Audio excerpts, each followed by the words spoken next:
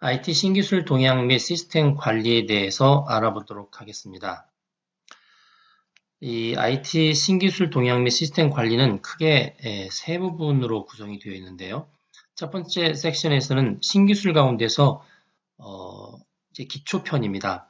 사실은 이제 기초편들은 신기술이라고 보기 힘들지만 때에 따라서는 이 부분을 알아야만 또 그 위에 있는 신기술을 이해하기 때문에 중요하게 다루는 요소들이고요. 그리고 이제 최신 신기술 동향, 좀 어렵지만 고급편으로 또 구분했고요.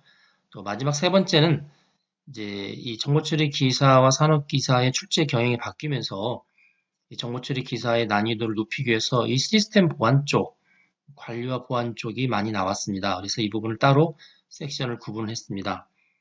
자, 용어 수로 따지면 신기술 동향편의 기초편에 약 한 200, 30개 정도의 용어를 정리했고요.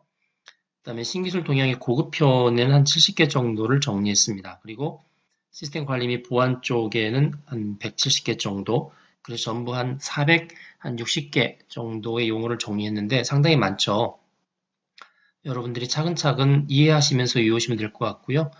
본 동영상에서는 이제 가장 최신의 것, 또 가장 중요하다고 하는 부분들을 선별해서 설명해 드리도록 하겠습니다. 자, 먼저 신기술 동향 기초편을 보도록 하겠습니다. 자, 여기 Fourth Industrial Revolution이라고 해서 4차 산업혁명이라는 단어가 나왔죠. 요즘 많이 나오는 단어입니다. 2016년에 세계경제포럼이라는 WEF에서 이제 처음 이제 언급되었던 그런 단어입니다.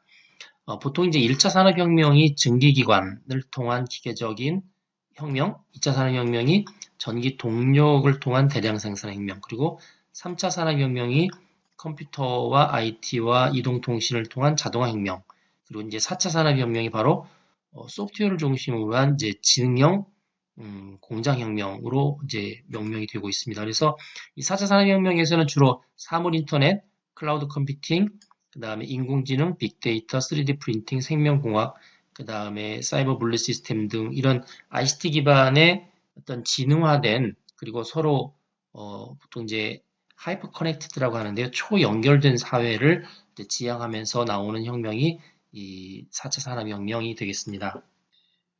BYOD라는 게 있습니다. Bring your own device. 당신 자신의 디바이스를 가져오라. 이렇게 해석이 될 수 있죠.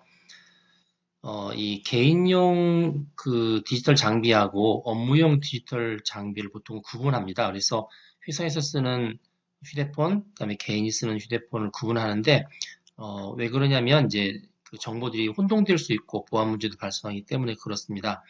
그런데 이제 이 BYOD는 뭐냐면, 실제로 이제 집에 사용하고 있는 디지털 개인 장비를 회사에 가지고 와서도 계속 사용할 수 있도록 해주고요. 이제 그 반대의 경우도 마찬가지로 존재하긴 할 텐데, 이제 그런 그 개인의 업무와 회사 업무를 병행할 수 있도록 되게 보안이나 프라이버시 문제를 해결해주는 기술이 바로 이 BYOD, Bring Your Own Device라고 보시면 될 것 같습니다. 자, 크리슈머가 있습니다. Creative Consumer인데요. 창의적인 소비자라는 뜻이죠. 단순한 이제 소비자의 수준을 넘어서 어떤 기업이 신제품을 개발하거나 아니면 마케팅을 실시할 때 적극적으로 기업 활동에 참여하는 소비자입니다. 그래서 보통 이제 엘빈 토플러가 제3의 물결을 제시한 용어인데, 소비자가 일반적인 소비 형태에서 벗어나서 생산 활동에 적극적으로 참여하는 이제 그런 소비자를 크리슈머라고 부릅니다. 자, DevOps라는 게 있습니다. 이 두 개의 단어의 합성인데, Development하고 Operation의 합성입니다. 그래서 보통 조직 내에서 어떤 시스템을 Development 개발하는 팀이 따로 있고요. 그 개발된 시스템을 운영하는 팀이 따로 있는데, 그러다 보니 이제 여러 가지 커뮤니케이션 문제들이 발생을 하겠죠. 그래서 이 개발과 운영을 병행하고 협업하는 것을 보통 DevOps라고 이야기를 합니다. 자, 플립드 러닝이라는 게 있습니다. 우리나라 말로는 거꾸로 학습이라고 하기도 하고요. 역순학습이라고 하답니다. 보통은 학생들이 강의실에서 강의를 듣고 난 다음에 집에 가서 되게 숙제를 하거나 추가적인 공부를 하는데 이거는 거꾸로 되어 있습니다.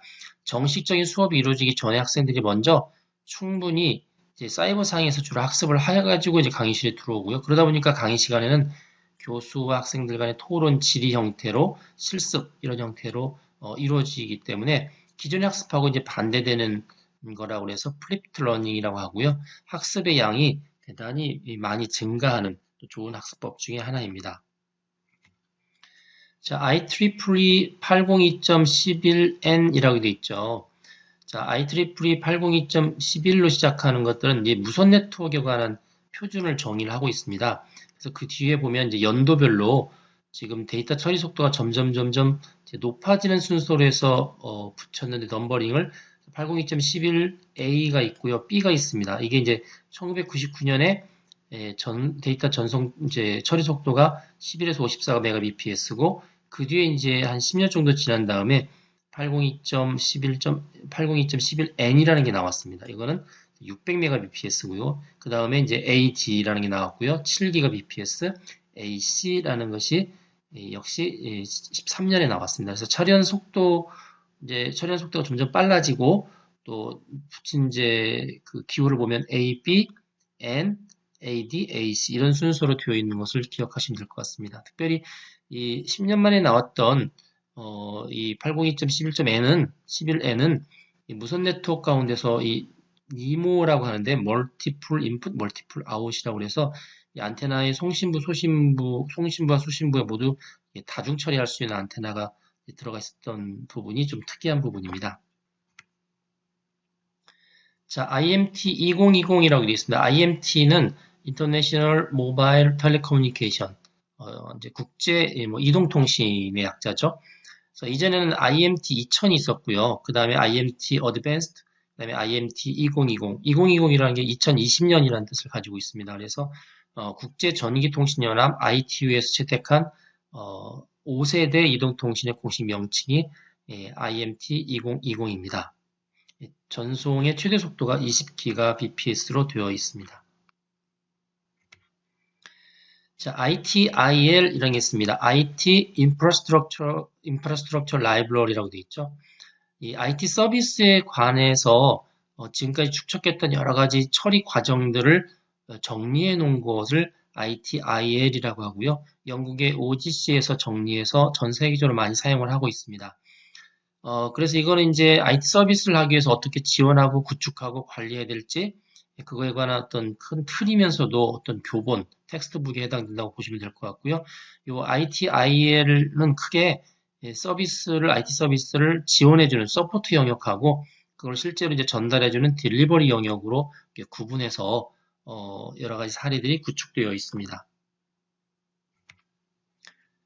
MDM이라는 게 있습니다. 모바일 디바이스 매니지먼트. 자, 모바일 장비를 관리하는 거죠. 이제 대표적인 게 휴대폰입니다. 휴대폰 같은 이동 장비를 원격으로 관리하는 건데 원래는 이제 휴대폰에 이렇게 펌웨어가 있죠. 그 펌웨어를 원격으로 업데이트하거나 휴대폰에 깔려 있는 앱을 원격으로 설치할 목적으로 이 MDM이 나왔는데 지금은 이런 휴대폰이 이제 분실했을 때 라든지 뭐 여러 가지 그런 휴대폰 같은 이동 장비 실시간 관리하는 데까지 기능이 확장되어 있습니다. MOOC라는 말이 자주 나오고 있습니다. Massive Open Online Course인데 온라인 공개 수업이죠. 대량의 많은 수의 그 학생들을 상대로 해서 하는 건데 인터넷상에서 주로 전 세계를 상대로 해서 오픈한 공개 강의인데 대개는 미국의 유명 대학에서 시작했고요. 우리나라에도 K-MOOC, 코리아 MOOC라고 해서 본격적으로 몇 년 전부터 시행을 하고 있습니다. 세계적인 MOOC로서는 보통 edX, 코세라, 그다음에 유데서티, 엑서브레이트 이렇게 되어 있는데요. edX 같은 경우는 하버드하고 MIT가 공동으로 만들었고요. 현재는 이제 북경대, 그다음에 서울대도 참여를 하고 있습니다. 코세라는 스탠퍼드하고 예일 그리고 우리나라에서는 카이스트가 참여하고 있고 현재 가장 큰 그런 무크 여기 오타가 났는데 무크가 되겠습니다. 자, 엔스크린 서비스라는 말이 있습니다. 스크린이 N개라는 뜻이죠. 하나의 콘텐츠, 예를 들어서 영화라고 하면 영화 하나를 단말기 여러 개, N개를 통해서 끊임없이 계속해서 시청할 수 있는 그런 서비스를 말합니다. 텔레비전으로 영화를 보다가 또 휴대폰으로 옮겨서 보고 노트북으로 옮겨서 보고 이렇게 동일한 컨텐츠를 끊임없이 이용할 수 있는데 이런 경우는 이제 3스크린 서비스가 되는 거죠. 자, NGN, Next Generation Networking의 약자입니다. 이 NGN은 이동통신의 핵심적인 부분에 있어서 이제 변화의 본체를 말하는 건데요. 예를 들면 그 이동통신이 주로 이제 휴대폰과 같은 거죠. 스마트폰 같은 이동통신을 그 일반적인 네트워크에서 사용하는 개념과 같은 패킷 개념으로 모든 데이터들을 이제 전달하고 또 서비스를 이용하도록 하는 게 바로 NGN이라고 할 수가 있습니다. 그래서 그 안에 담기는 정보는 뭐 이런 음성 데이터, 뭐 여러 가지 동영상 같은 정보들을 다 포함을 하고 있고요. 따라서 이동통신과 인터넷에서 사용하는 패킷과 같은 이제 유사한 형태로서 그 어떤 형식들을 통일시키는 그러한 네트워킹 기술이라고 보시면 될 것 같습니다. 자, 오픈소스 소프트웨어 약자로 OSS라고 합니다. 이 소스 코드가 다른 사람들한테 이렇게 공개되어 있는 소프트웨어를 말합니다. 원래 소프트웨어에 저자가 있겠죠. 저자가 자신의 소스를 다른 사람이 쓸 수 있도록 공개해 놓은 것을 오픈소스 소프트웨어라고 하는데 이게 저작권을 포기했거나 아니면 뭐 무상으로 사용하라는 의미는 아닙니다. 그렇기 때문에 라이선스를 잘 읽고 대응을 해야 되고요. 특히 특허권이 설정되어 있는 것은 중요하고 이런 대표적인 OSS의 주요 라이선스로 GFL, LGFL, MPL, BSD 등이 있습니다. 자, PDA는 Program Associated Data의 약자입니다. 프로그램과 연동되어 있는 정보란 뜻이 되는 거고요. 데이터라는 뜻이 되는 건데 방송 관련된 겁니다. 이래서 HD급의 어떤 라디오나 어떤 라디오 같은 프로그램들을 사용자가 듣고 있을 때 프로그램과 관련되어 있는 노래 제목, 뭐 프로그램 제목, 그 노래의 뭐 작곡가, 작사가, 가사 이런 것들의 기타 정보들을 같이 이제 시청자가, 청취자가 들을 수 있도록 이제 볼 수 있도록 그렇게 제공을 해주는 거고요. 그래서 이 프로그램을 시청함과 동시에 방송과 관련된 부가 서비스를 함께 이용할 수 있도록 하는 거가 바로 프로그램 어소시에이티드 데이터 PAD라고 부릅니다. 자, SaaS라는 게 있습니다. Software as a Service. 서비스로서의 소프트웨어라는 뜻이 되는 건데, 클라우드 컴퓨팅에서 제공하고 있는 용어들입니다. 이제 소프트웨어를 사람들이 이제 사서 자기 PC나 이런 서버에 설치하는 게 아니라 필요할 때마다 네트워크를 통해서 소프트웨어 공급을 받는 것을 SaaS라고 합니다. 이 SaaS와 비슷한 것 중에 하나가 이제 플랫폼도 서비스 받는 게 보통 플랫폼에서 서비스를 해서 PaaS라는 게 있고요. 그다음에 IaaS라고 해서 인프라스트럭처, 예를 들어서 뭐 서버라든지 네트워크라든지 뭐 이런 것들을 또 공급받을 수 있고요. 데이터베이스 같은 것도. 그다음에 STaaS라는 게 있습니다. 스토리지 에서 서비스. 뭐 예를 들어서 그 여러 가지 웹하드 같은 개념을 이제 보시면 될 것 같고요. 하드디스크를 직접 자기 사지 않고 인터넷상에서 스토리지를 제공받는 게 스타스라고 보시면 될 것 같습니다. 이런 사스의 구체적인 예를 보면 구글 앱스 같은 게 있죠. 무료 메일, 메신저, 일정 관리, 뭐 온라인 워드나 스프레이드 이게 이제 구글 앱스고요.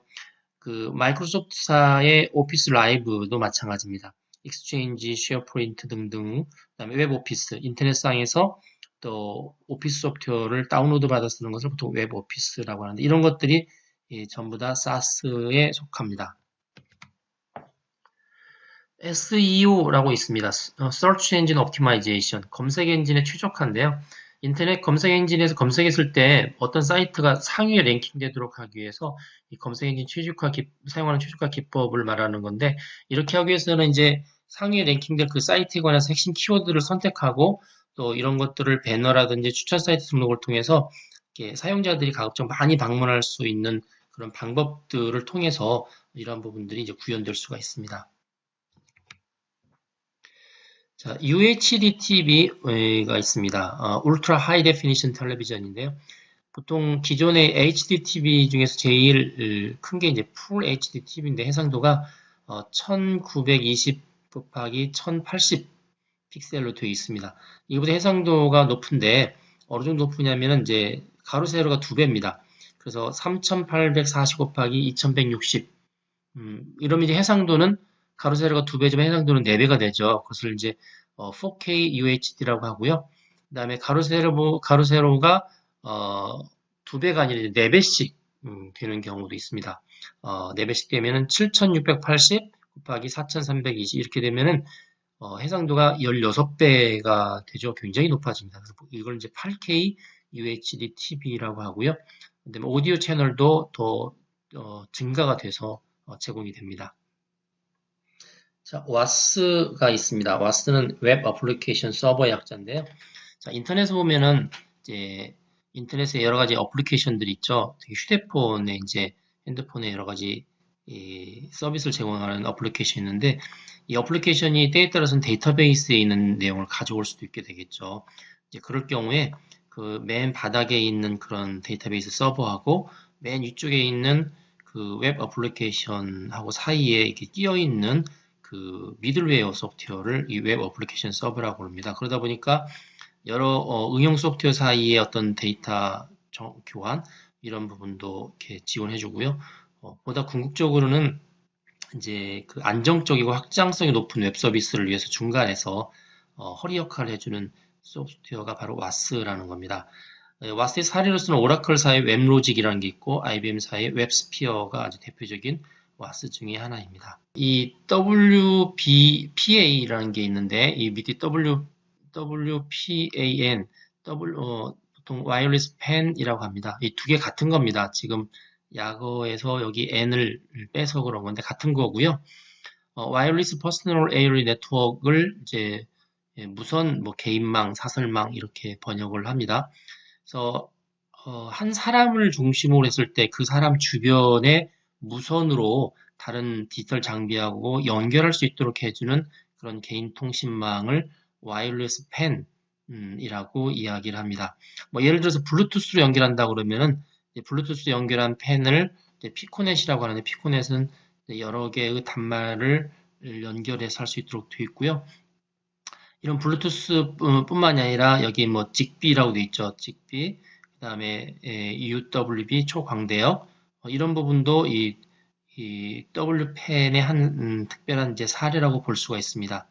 밑에 보시면 직비를 보시면 이 직비는 특별히 이렇게 IEEE 802.15.4로서 표준화된 그런 기술이고요. 주로 그 개인적인 무선 통신망 중에서 이 홈 오토메이션을 위한 표준 기술 중에 하나라고 보시면 될 것 같습니다. 집안에 이제 전등을 제어하거나 인터넷 기반의 어떤 전화 기반의 홈 오토메이션 등을 편리하게 지원해 줄 목적으로 만들었고요. 대략 뭐 한 수십 미터 이내의 장치를 연결할 수 있도록 되어 있습니다. 연결한 형태에 따라서 피어 투피어 형태, 뭐 네트워크 구조 형태, 이제 별 모양의 스타 구조 형태 등이 되게 그 기존의 어떤 네트워크 그런 보통 프로토콜 이렇게 토폴로지라고 하는데 네트워크의 어떤 유상하고도 되게 호환 가능한 모습을 가지고 있습니다. 자, 여기까지가 이제 기초편의 신기술 용어가 되겠습니다.